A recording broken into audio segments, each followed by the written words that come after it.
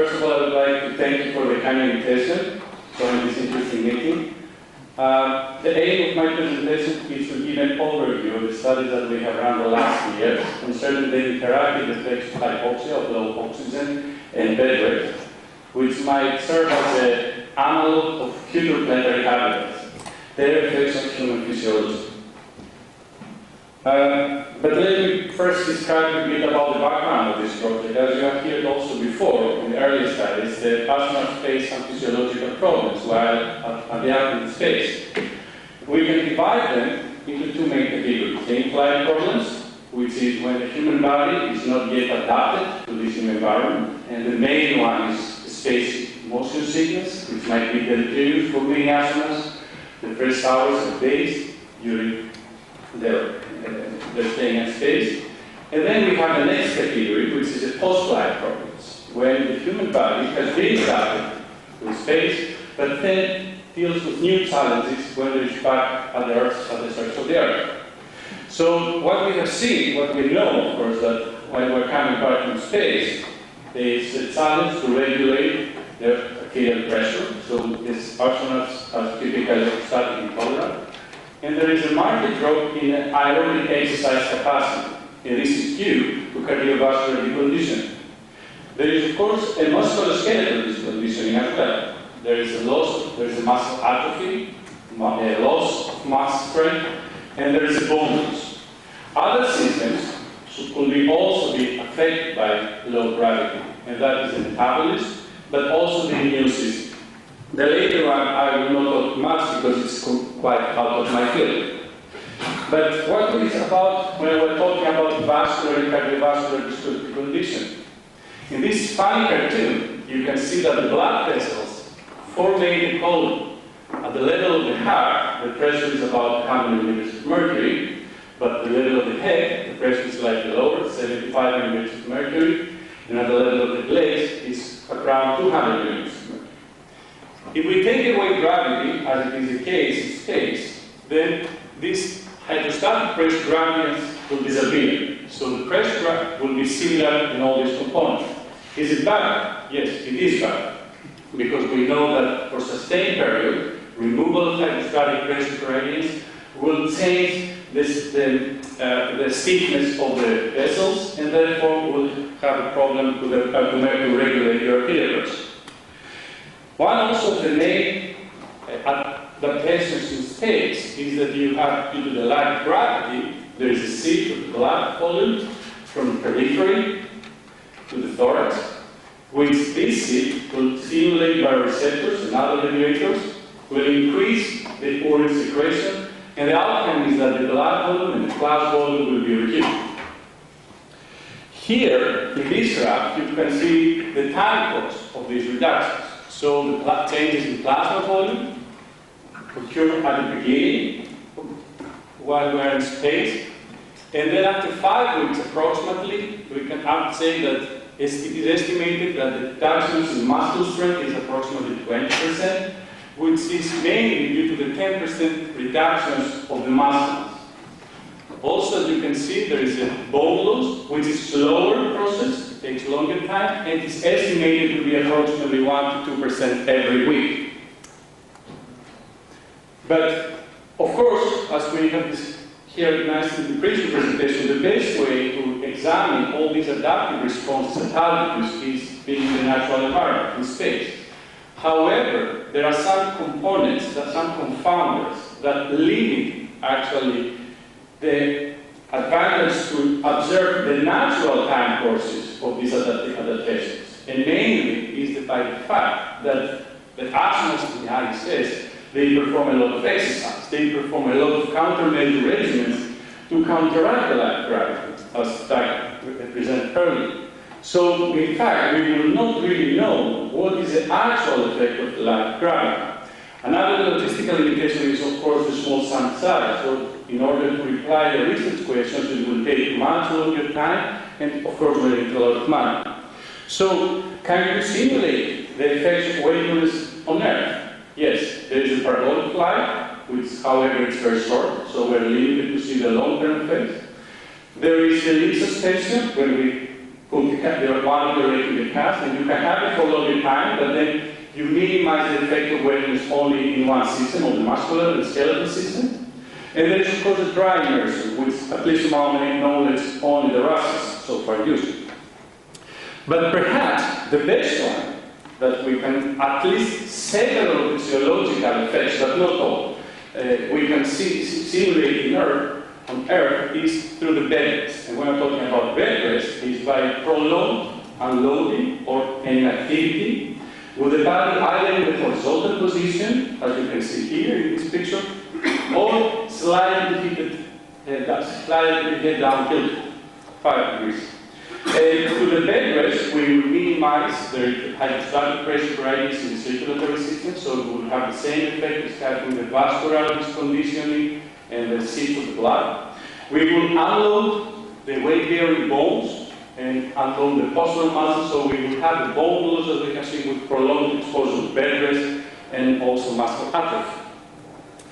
A number of bedrest studies have been performed the last 50, 60 years of different durations, lasting from a few days up to months, and I think the longest one has lasted for a year.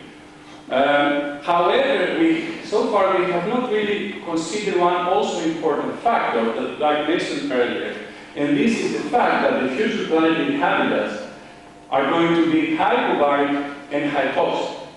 The reason that we're going to be hypobaric is because we want to reduce the risk of decompression sickness during extravehicular activities. So instead of having 101 kilopascals, which is the atmospheric pressure at the sea level, we're going to have 55 to 57 kilopascal in the hand. And of course, most of engineers obviously will say, okay, now we can increase the fraction of the oxygen. But if we increase the fraction of the oxygen, then we are limited that we increase the risk of arrest. So nature engineers have suggested that the oxygen fraction should be around 30%, still higher than sea level, but considering the drop of the barometric pressure, the atmospheric pressure, will make us hypoxic. So the partial oxygen pressure, the inspired partial oxygen pressure, it will vary between 12 to 15%, to 15 kilopascal. In other words, we will simulate in the habitat an environment which is like at 2,000, 2,500 meters. Can we live there? Of course we can live. People live permanently at 4,000 and 5,000 meters. So it's not a big issue. However, so far it is unknown what will be the interactive effects of hypoxia and weightlessness on the human body. And that was our goal. That was the aim of our study, to study the physiological responses to reduced gravity to the bedrest in combination with hypoxia in non-acclimatized healthy individuals. Therefore, we recruited 14 healthy individuals, quite fit, I would say, who participated in a study that lasted for approximately a year. All of them participated in 3 confinements. The confinement one was a hypoxic bedrest, so subjects were lying in bed for 21 days while they were breathing a hypoxic gas. The second group was a normoxic bedrest. The same subject, after a 4-week period, they were a 4-month period, they were lying in bed, but they were breathing room air. And then we have also another control group to eliminate the effects of hypoxia per se, because with this we could see the effects of bedrest per se. So we wanted also to see the effects of hypoxia per se. So the same subjects were confined for 21 days while breathing a hypoxic gas, and they were able to stand, to walk around, to do some prescribed exercise, not to train, but they were not allowed first to just rest on the bed. A few words about the hypoxia. We didn't have to go at 4,000 meters. Actually, we were located for quite a long time in this beautiful hotel, which is in Slovenia, at the Slovenian Alps, at the borders with Italy and Austria.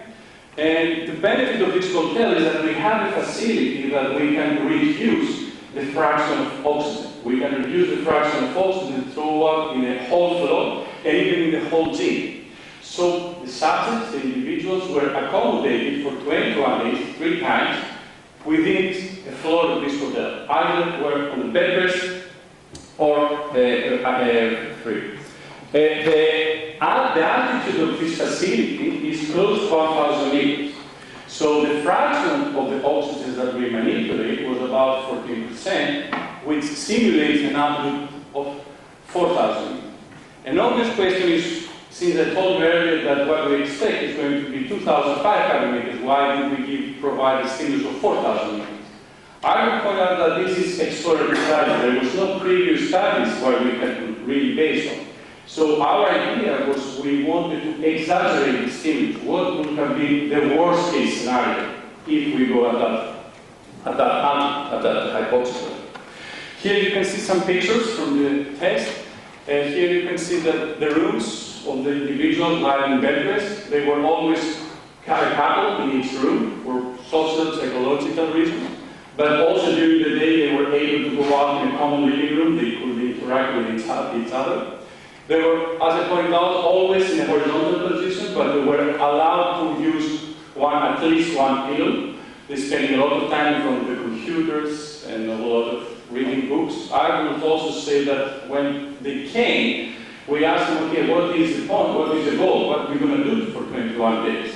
And all of them said, most of them actually were students. All of them said, oh, we're going to study, we're going to write all our assignments. But in fact, nobody was able to concentrate to work on what was aiming. Here you can see, of course, there was personnel 24 hours per day, 12 hours, and then we observed every movement, if there was any seating, of course. And here you can see actually the ambulatory hypoxic group, that you see that they were exercising, there's light exercise. We didn't want them to train, so the exercise was very light, and they did it twice per day, once in the morning, once in the afternoon, for approximately 30 minutes. Here is an overview of the whole experimental campaign. Although I mentioned that the campaign lasted for 10 to 21 days, the actual duration of the campaign was approximately a month. So each subject was coming 7 days before the initiation of the campaign. There were 6 days of pre-test, the number of tests, and there was immediately after the end of the confinement, there were 4 days of testing again, the post-test, and for some of the parameters we also followed the recovery that took place up 14 days later, 2 weeks later. Here you can also see an overview of the daily schedule of the experiment, during the experiments, not during the bedrest. And each of these cells, color cells, represents one experiment.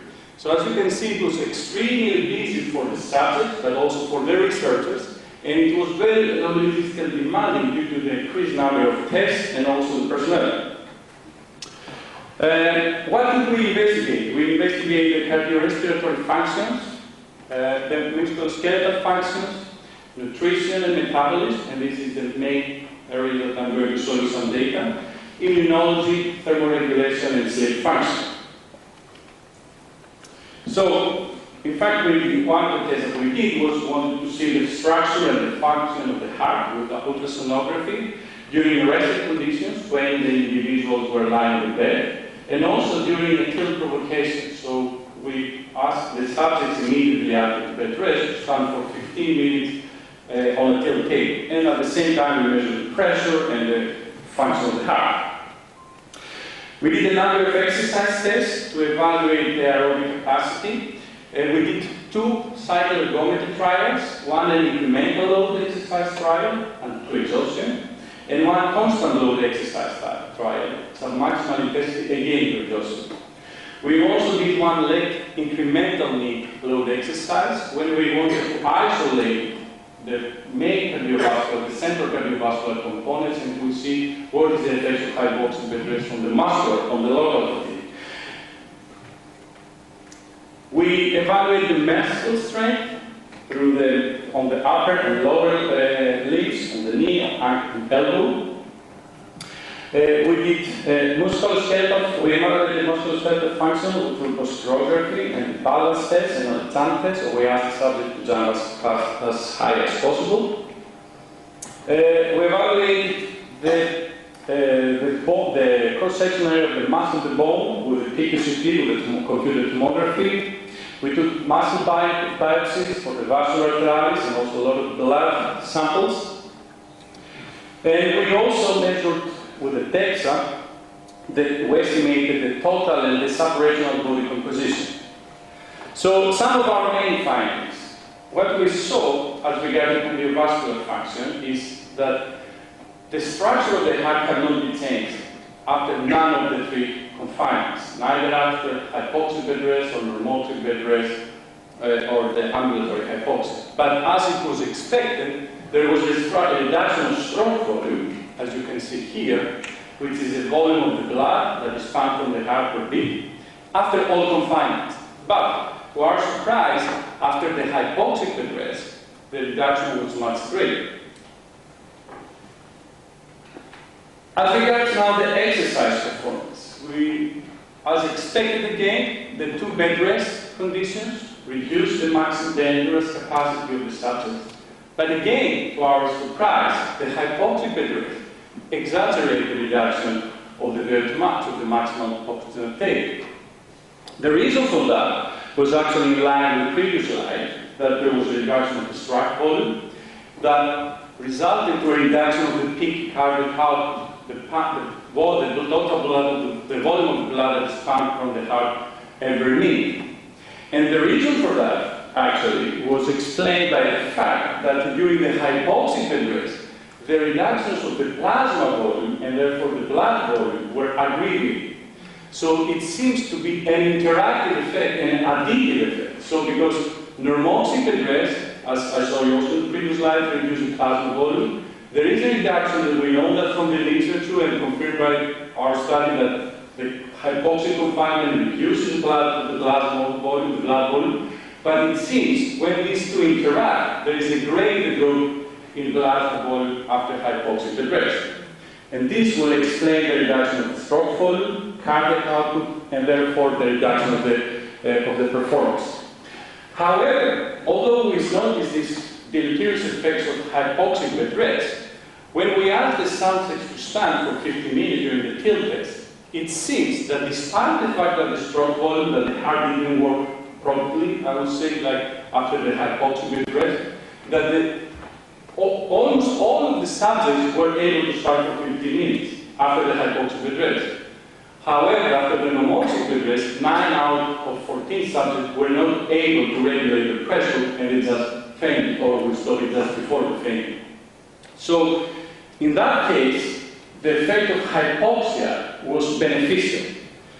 Here we can summarize again that changes hypoxic bedrest, aggregates a drop in plasma volume, aggregates a drop in resting stroke volume, aggregates a drop in peak cardiac output, aggregates a reduction of aerobic capacity, but seems to have a benefit when it comes to orthostatic intolerance. As regards now the muscular function, during the strength test, there is a high inter-individual variability, but as we can see that there is a drop, the muscular strength after the two bedrest, and although not statistically, numerically, it seems that the drop is slightly greater after the hypoxic bedrest. Yet, as regards the muscle atrophy, it seems that the hypoxic bedrest aggravate the magnitude of muscle atrophy. So, individuals lost muscle after the hypoxia, lost muscle after the normoxic bedrest as expected, but they lost even more after the hypoxic bedrest. After all three confinements, individuals lost weight, and mainly they lost it through a lean body mass, and not fat mass. And there was no difference between the normoxic and the hypoxic bedrest. So the conclusion, I would say that hypoxia seems to interact with several of the adaptive processes that induced by simulated weightlessness. And these findings might have implications for the people spending time in the future planetary habits. In more particular about the conclusion is that for the majority, but not all functions that studied, Bedrest was a much stronger stimulus than hypoxia, and an obvious example is when it comes to the exercise capacity. That after hypoxic confinement, the ambulatory hypoxia, the endurance capacity did not drop. But in the bedrest drop, and it dropped even more during the hypoxic bedrest. In most cases, also, but not all, when hypoxia and bedrest interact, the consequences were negative, with the exception of the tilt, or the static intolerance. And the interactive effects also between bedrest and hypoxia seems to be observed in functions that are rapid, that have a rapid time course. So it remains unknown if we have a longer period of intervention, what will happen with other functions that are more slow, like when it comes to the bone, for instance, where we found no difference. First of all, I'd like to thank all the participants. That was a very demanding project. And of course, that was not a work only performed by our group. That was a number of European groups from Slovenia, England, Germany, and Italy. The main ones were actually Slovenia and Sweden, and Slovenia were the main contributors. And the result of the study that I presented to you, 14 healthy males, was mainly funded by the European Space Agency and the European Union, the FP7. But the last year we have also conducted similar experiments of shorter duration, 10 days, in males, to see the shorter effect of hypoxic bedrest, but also in females. And the last one was actually exclusively funded by the Swedish National Space Agency. Thank you very much.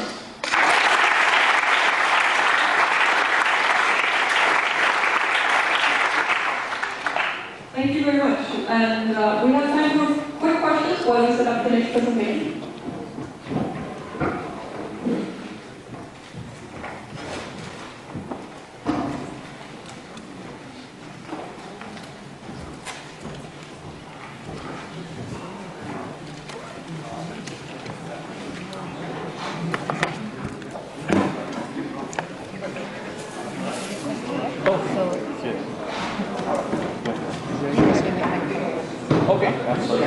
Thank you for the presentation. My question is, what happens when you get injured in space? Will there be the same effect of healing, or will it be different? If you're injured? Yeah, if you have a scratch or something. Yeah, well, that's a good question. So I think that at least I know is that the process of the healing is quite slower, and there are some indications about the immune system that is a bit suppressed. However, based on the bedrest studies, I would say, what we have also from this International Space Agency, I would say when it comes to the immune system, there is such a high variability, individual variability, and it's very hard to say what actually is happening. I think it's a quite hot topic nowadays, but it is also pretty nebulous, I would say.